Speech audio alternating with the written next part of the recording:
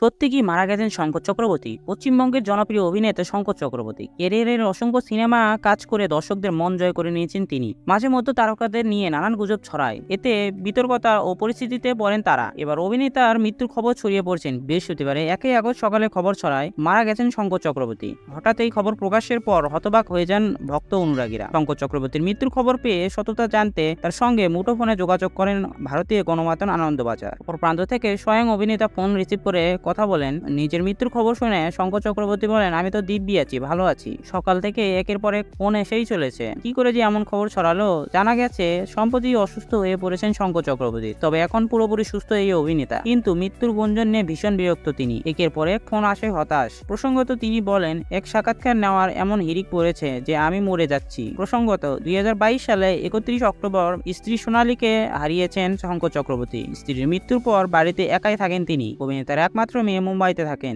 এর আগে এক সাক্ষাৎকারে নিজের জীবনের একাধিক কথাও স্বীকার করেছেন এই অভিনেতা। নিত্য নতুন গসিপসের আপডেট পেতে আমাদের চ্যানেলটি সাবস্ক্রাইব করুন।